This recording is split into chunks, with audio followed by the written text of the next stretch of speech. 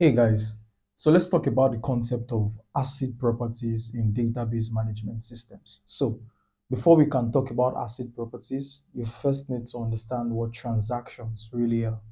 Transaction is basically just a set of individual action that needs to happen as a whole.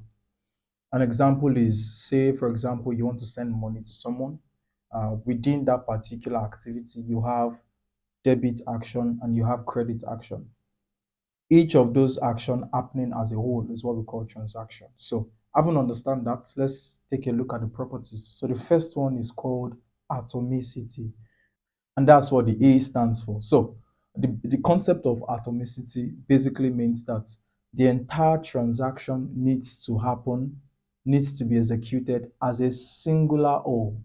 It means that before you can say that the transaction was successful, it means the entire action, sequence of action within that transaction needs to have been successful, right? Otherwise, it means that if there is one action within the entire transaction that failed, it means the transaction should be rolled back.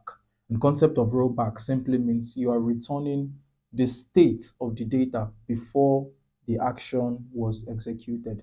I'll give you a simple example. So if you go to your ATM machine and you insert your card to withdraw, if your account was debited, say after you've entered the amount, your PIN and the likes, if your account was debited and you did not receive the cash, after few seconds or few minutes, as the case may be, you would notice that there is a reverse on your account. So that what that basically means is your account was debited, but the dispensing of cash, which is a part of the action of the whole transaction, did not happen. And so because that did not happen, there was a rollback in the entire transaction because that failed. So that's what atomicity speaks to. The entire transaction needs to be successful before we can say the transaction is successful, or the entire transaction needs to roll back should one of the transaction or so next up is consistency.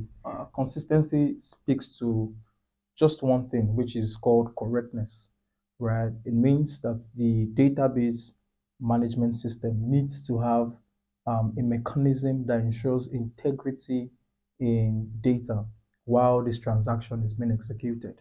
I'll give you an example. An example is if we have John and John is trying to transfer money to Doe, right? Say John has 1,000 naira in his account and Doe has 800 naira in his account. If John transfers 200 naira to Doe, John is meant to have 800 naira and Doe is meant to have 1,000 naira.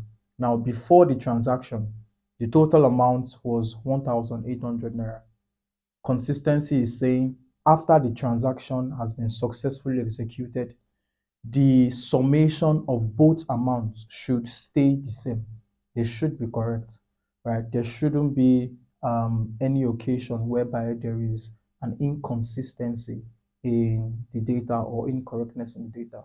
That's basically what consistency is. To the next property, which is called isolation. And isolation basically seeks to answer a singular question, which is, can my transaction see the changes made by other transactions? All right. And there is no one size fits all solution to this question or answer to this question. It basically depends on the type of application you're trying to build and the requirements, right? So the database engineer or the software engineer is meant to go to the database and tweak the knobs of the database to achieve whatever it is they're trying to achieve. All right. So in a case whereby the isolation level is very high, it means that a particular transaction is unable to see the changes made by other transaction in flight.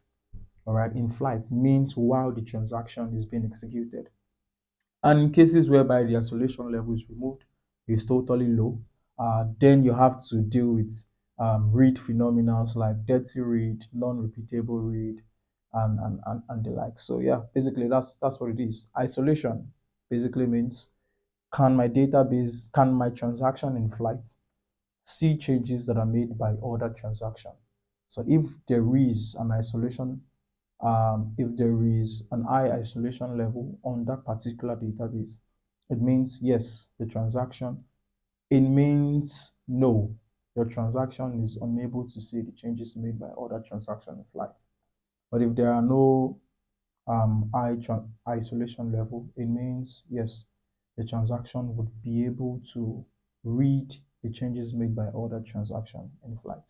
And as I said, this can be an advantage or a disadvantage. It depends on what the application is trying to achieve. Let's talk about the last property, which is durability, and that's the D in the acronym ACID.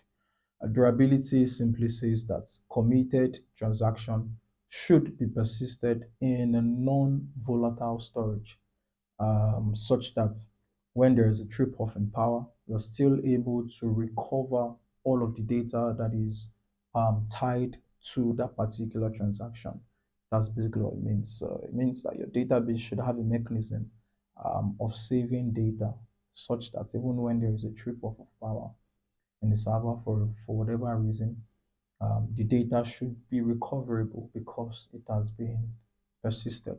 And that's basically all about ACID properties in database management systems. Cheers.